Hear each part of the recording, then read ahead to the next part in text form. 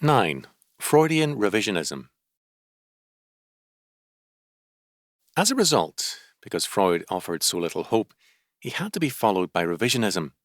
His followers, as practicing rather than strictly theoretical psychoanalysts, for Freud's psychiatric work was always primarily research for him, wanted to offer hope and to be useful members of society. Moreover, as strong partisans on the whole of socialist causes, they were unwilling to see such movements as futile. Moreover, Freud's influence and impact were felt far beyond the frontiers of psychoanalysis. He had raised issues which coloured all psychiatry. Revision was thus forced upon the non-Freudians as well. This revisionism took two forms. First, among those who remained psychoanalysts, and among those as well who insisted on traditional psychiatry, that is, dealing with the psyche or mind of man, there was a repression of the forces of guilt and death. Marcuse, thus, while condemning the revisionists for bypassing certain aspects of Freud or revising him, still insisted that in Freud some grounds existed for hope that the life instincts could be strengthened and guilt and death curbed. But however much any in this school sought to claim loyalty to Freud, when they offered hope, it was at the cost of suppressing an aspect of Freud's theory. Second, a growing group of scientists favoured a bypassing of man's inner conflicts by means of electrical and chemical control of man. This means total outer control by experts in order to obviate total inner control by ancient biological forces. The implications are totalitarian, government by scientific philosopher kings, and this answer, as well as the first, had roots in Freud, as we have noted. We can speak also of a third group whose trust is in social arrangements, as themselves fully capable of effecting the desired end for men. One such person is Ernest Becker, instructor in anthropology, Department of Psychiatry at the College of Medicine of the State University of New York in Syracuse. According to Becker, quote, "We have been lulled by a strong current in Western tradition, and most recently by Freudianism, into seeking faults within ourselves rather than in the stars, that is, in the social arrangements which guide us," end quote. Becker's reference to the stars is apt. Such sociology and anthropology is comparable to astrology and part and parcel of the same ideology. First, to consider the Freudians revisionists, their problem, as we noted, was caused by Freud's failure to provide a way out, and as a healing profession, this placed psychiatrists and psychoanalysts in an almost untenable position. Much of this has taken place in the United States, where Freud has exercised his greatest influence. And significantly, in no area has his influence been greater than among the modernist clergy. The revisionists have called attention to Freud's every scientific error and false conclusion, but their answers have been weaker than Freud's because they have sought to evade the central question which Freud sometimes obscured but never fully sidestepped, namely that man can do nothing about man's guilt. It is not surprising, therefore, that in a very highly theoretical system open to attack at every point, attack was first and foremost launched against the doctrines of the racial unconscious and the myth of the primal horde. This was, as Wells has noted, the first bastion to be sacrificed, an, quote, entire half of Freudian thought, end quote, and, quote, the first line of defense, end quote. Innate drives, memories, the unconscious, taboos, and dreams were retained, but, quote, their source was denied, end quote. But this, quote-unquote, sacrifice eliminated the determinism in Freud. Freud had held to a strict determinism of the mental life. By eliminating the source of the determinism, revisionists like Karen Horney, 1885 to 1952, The Neurotic Personality of Our Time, 1937, New Ways in Psychoanalysis, 1939, Self-Analysis, 1942, Our Inner Conflicts, 1945, and Neurosis and Human Growth, 1950, could then ascribe the symptoms to the immediate culture. Two things were thus accomplished. First, the deterministically biological basis was shaken, if not destroyed, and second, because the source was immediate or local in the cultural sense, it was largely remediable. From this perspective, Freud's position was a mechanistic genetic philosophy. The biology of psychoanalysis was now a malleable one. This revisionism culminated, as Wells points out, in the psycho-philosophy of love of Erich Fromm, neo-orthodoxy, existentialism, and Zen Buddhism. Love became, quote, a panacea for the ills of contemporary man, end quote. Human separation and alienation became the new original sin, and capitalism was seen as a dehumanizing, alienating force hostile to love. Quote, in love alone can man find the true solution, end quote. Religious syncretism is basic to this position, which calls for a new religion, or a union of the best in the old ones, dedicated to love. Man's life with his fellow men must be personal, an I-thou relationship, not one which treats people as things. Any sexual relation can be holy if it is truly loving and personal. On this basis, the Reverend William Glennisk of Brooklyn Spencer Memorial Church could call Fanny Hill a moral book because the heroine was, quote, not out for kicks, she was out for love, end quote. The same position in other and more popular forms is the faith in the power of love and in the power of positive thinking. The major work in the exposition of this position is Norman O. Brown's Life Against Death, in which Freudian revisionism and neo-orthodoxy meet. The doctrine of the resurrection of the body is taken to be a symbol for and to mean the resurrection of man from the sense of guilt, a kind of death, into the fullness of eros. The, quote, abolition of repression is mankind's problem. Quote, the perfect body, promised by Christian theology, end quote, is not a matter of the future life, but, quote, is a body reconciled with death, end quote. In Henry Miller's words, quote, the cultural era is past, end quote. That era born of repression. Eventually, the new order of the resurrection, Brown says, quote, a social project facing mankind as a whole, end quote, will come in. A one world order will prevail, and according to Miller, quote, governments will give way to management, using the word in a broad sense, end quote. This is Brown's gospel of love. This thesis has had extensive support from John Wren Lewis, for whom it is repression or resurrection, but who pleads for a more than this worldly interpretation of the resurrection.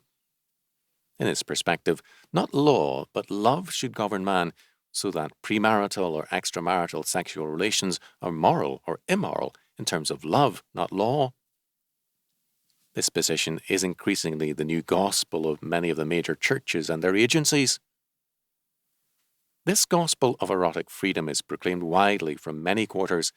Indeed, for some years, sex has been so closely associated with life and salvation that as early as 1929, one researcher found that, in studying the adulteries of a group of women, their purpose in adultery was a sense of obligation to exercise ideas of spousal freedom. It can be more plainly and accurately stated as a belief that one has not truly lived if sexuality is not promiscuously indulged in. It is seen as life, as a revitalizing, revivifying force, and this is precisely the rationale of the ancient fertility cult. It is not surprising that at least one professor of religion has taken the logical step and called sexual intercourse, in true fertility cult faith, quote, an outward and visible sign of communion, not merely between man and wife, but with God. It is thus a religious exercise, but also one beyond morality, except when impersonal. At an important point, all have remained Freudian. Freud made sex a purely biological function and removed it from the realm of morality, so that not even homosexuality could be called immoral. As a result, sexual practices passed from ethics to prophylaxis. Ministers accordingly began to preach psychology instead of theology. Ministerial book clubs, ostensibly given over to other subjects, pushed such works. Thus, in March 1964, one of the major clerical book clubs, which already had as an adjunct another club specializing in pastoral psychology, offered its members a 6-volume, 2,496-page Encyclopedia of Mental Health. In Sweden, morals were termed the province of psychiatrists, not of physicians or priests. In San Francisco, May 27th to the 30th, 1960, a homosexual organizations convention drew as speakers, among others, a clergyman, psychologists, psychiatrists, an ethnologist, archaeologist, and an attorney to speak in civil liberties. Despite the illegality of homosexuality, these dignitaries attended and gave their papers at the conference. Since perversion is no longer a moral matter, at worst a medical concern, at best a new freedom, there is an increasing freedom of expression on the part of such persons. Dorothy Thompson took care apparently that posterity would learn from her diary of her own homosexuality. Having preempted the role of Christianity, the psychiatrist proceeds with his good news to deal with man's offences as sickness, not sin. Into this situation of sickness, the analyst and psychiatrist enter as saviour. Instead of the harsh strictures of the moral law, we have the accent on love. Guntrap deals with mental health and religion without considering the matter of sin. Moreover, the accent on love is a meagre one, in that love is reduced by Freud to sexuality. Not the triune God and his word, but the principles of mental health or the new canons of family life and child-rearing. Ministers were advised to be humble and loving and to treat homosexuals in Freud's manner without condemnation or moral judgment. Homosexuality is simply a deflection of the love impulse. One former patient of psychoanalysis, a call girl, speaks of analysis as a means of rebirth and concludes, quote, "For love gives you life. It is the Godhead of our world, the only secret and the only security." End quote. Another ex-patient wrote, quote, "I feel like paraphrasing an old quotation in this way, quote, if the analytic physician make you free, ye shall be free indeed." End quote. To my mind, your role is that of a new priest who under the mantle of science penetrates modern life, teaching the now strange doctrines of Jesus himself. End quote. One psychiatrist, John N. Rosen, plays the role of God literally, with his schizophrenic patients declaring, "I am God." For Gilbert Russell, Register at St Marylebone Hospital in England, the doctor or psychiatrist is the messianic sin-bearer by, quote, "the eternal principles of substitution," and, quote, "the analyst is wounded afresh with each of his patient's sufferings," end quote, not because of identification, quote, but because he too has suffered the same pain and is healed again with his patient, end quote. The patient, quote, "must be born again," end quote, by forgiving himself through understanding. He does not seek God's forgiveness. His ability to forgive is his justification on the ground of his, quote, "salvation," end quote. These revisionist positions represent real departures from Freud, but they are faithful to him on a number of counts, a few of which especially concern us in this context. First, they in effect destroy or seek to destroy the religious meaning of guilt and dissolve religion by rendering guilt a medical or biological problem. And second, they further Freud's hope for, quote, "the dictatorship of reason," end quote, as the replacement for Christian faith or any religious faith. At other points, Freudian theory has been pushed to the breaking point so that it will soon be difficult to trace the theory. At these 2 points, Freud is still the master. At a third point, Freud is increasingly important.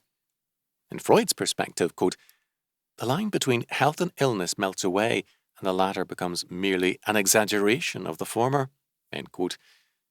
Even more bluntly, it can be said that all people are in some sense sick because of the radical id, as well as because of its tensions with ego and superego. Who then is capable of government? The masses are ruled by unconscious forces.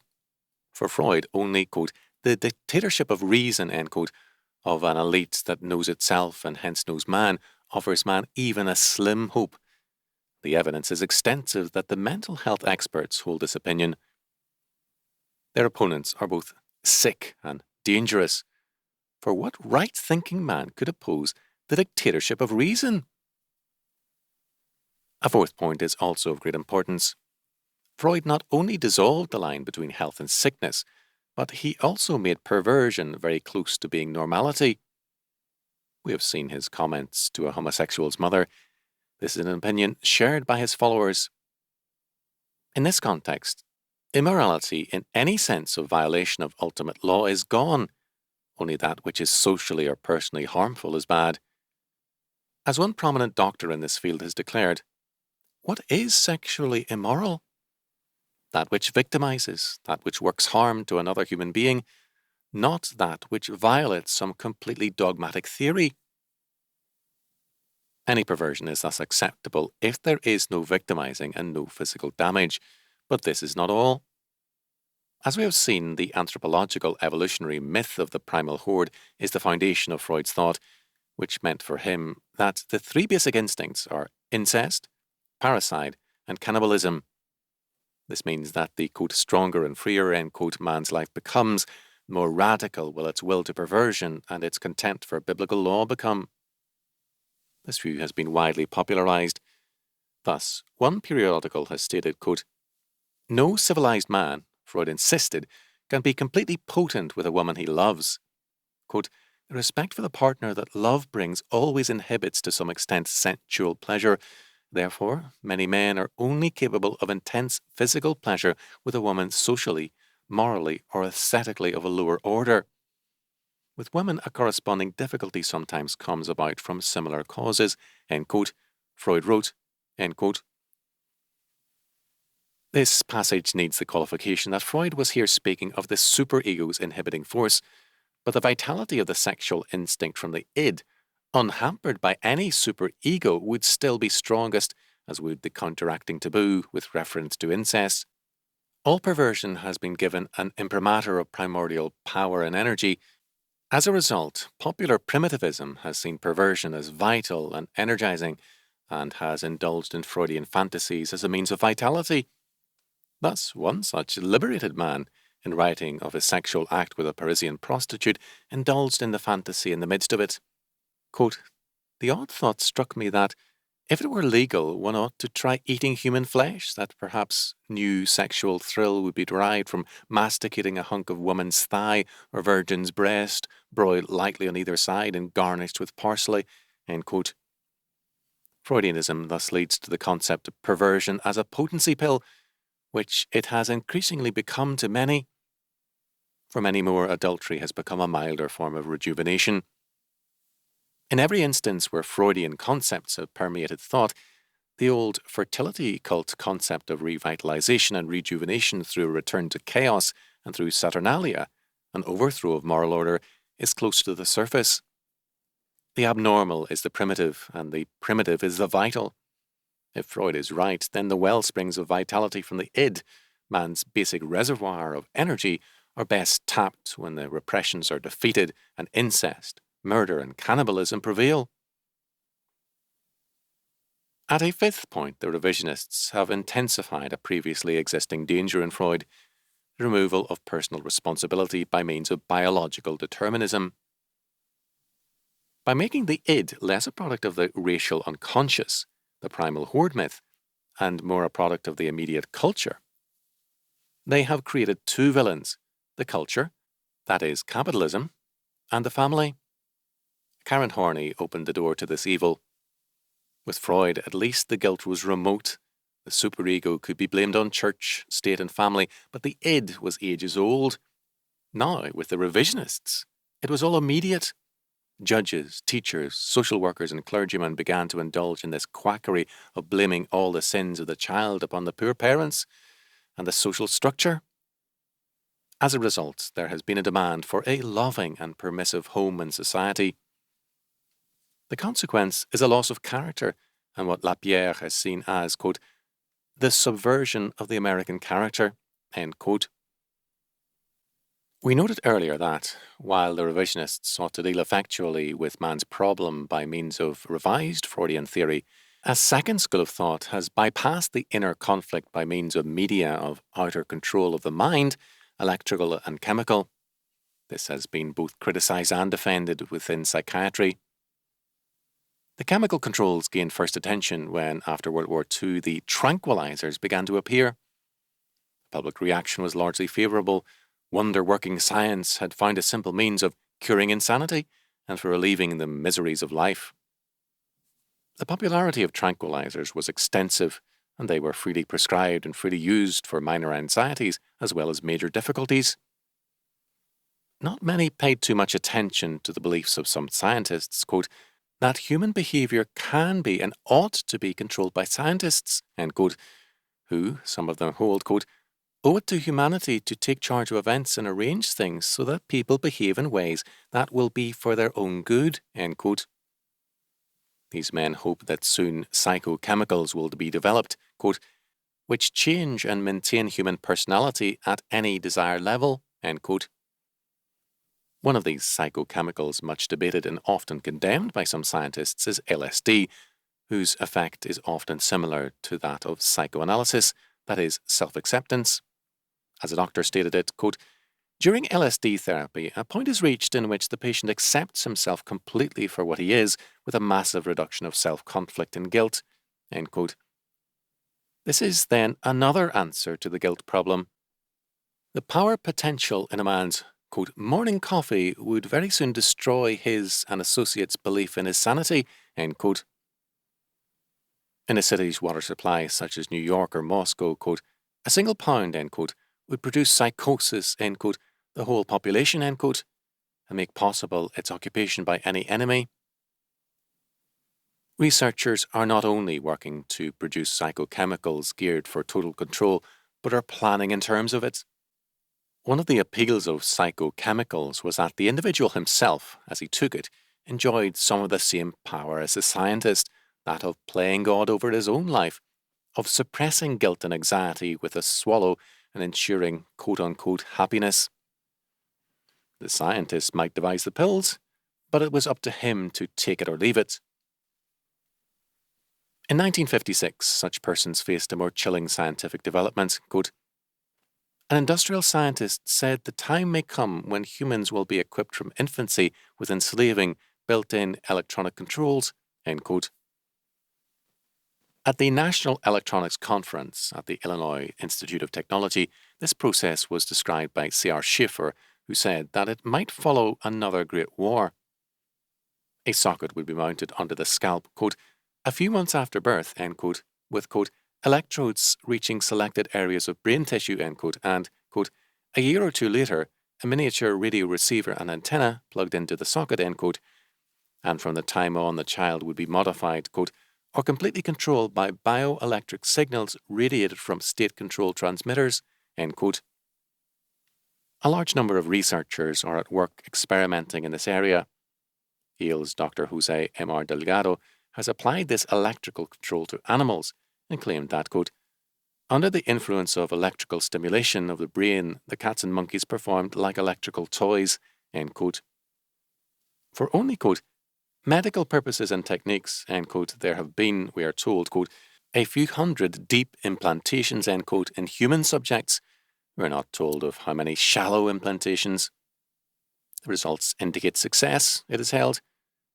Such persons with implantations from childhood could in the future, quote, be the cheapest of machines to create and operate, end quote, for the superstate.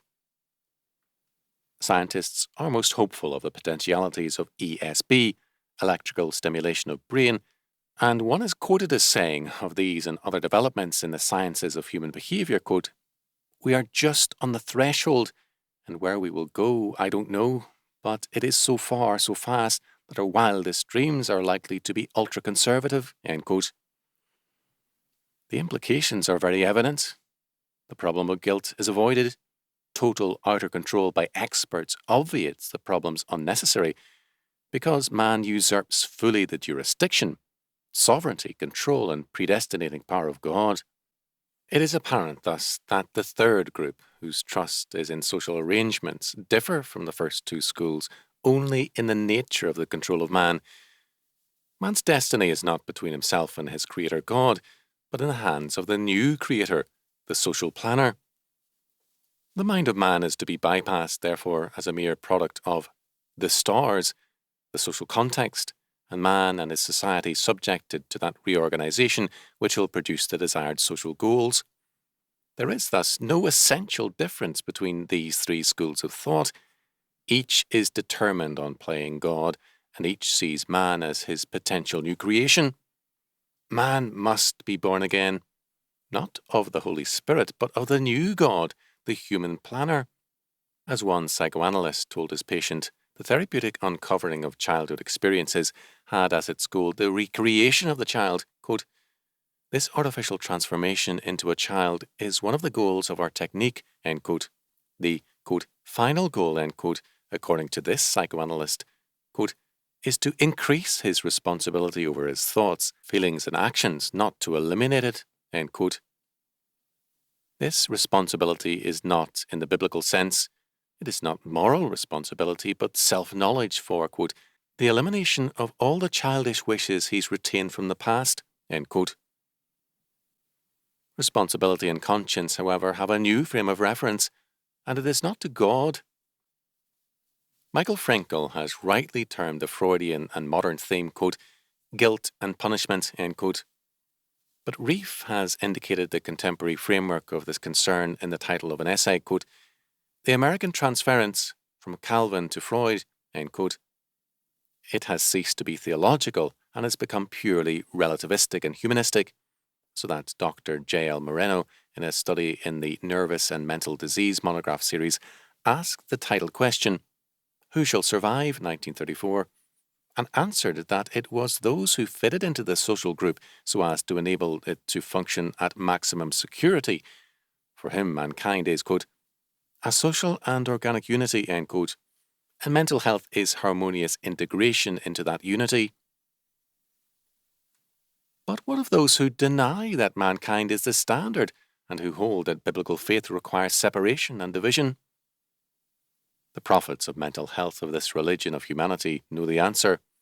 They are mentally sick. God's hell is outlawed, but a new hell has opened up for apostates, mental sickness with its many mansions. Mental health is so defined that not only political and economic conservatives, but all Orthodox Christians are clearly sick. Did not Freud say that religious people avoided the personal neuroses by accepting the cosmic neurosis? The fact that they are more responsible, stable, and neurosis-free is itself proof of their sickness, that is, acceptance of the cosmic neurosis, God. The prophets of mental health must be given free rein to heal mankind by, quote, "a vast reorganization of the world," end quote. The results of the mental health programs have been a steady encroachment on civil liberties of a most flagrant sort. The power of the psychiatrist is the foundation of a new and more fearful inquisition. The relationship of the psychiatrist to courts of law is increasingly seen by many as, quote, "a threat to society," end quote. To criticize the mental health movement is to draw fire on oneself as mentally disturbed and also an added evil, a champion of political and economic conservatism. This is not surprising. Freud provided two, quote, "impregnable," end quote, defenses. First, since the questions of man's nature are biological and not religious, they are therefore expert medical and not lay problems. A do-it-yourself program may be valid in religion, but not in medicine. As a result, laymen are denied the right to criticize the mysteries of the mental health program. Second, any resistance to acceptance of his theories was for Freud an infallible sign of truth, for the person was fighting against the exposure of his unconscious with its darkly hidden impulses and sickness. Thus, the critic of Freud merely proved himself guilty. These two techniques of defense have been widely adopted. It would indeed be possible to write a separate study on the vast variety of mental evasions and techniques of appraisal which Freud bequeathed to modern man. In a very real and thorough sense, he has been a major shaper of the modern mind.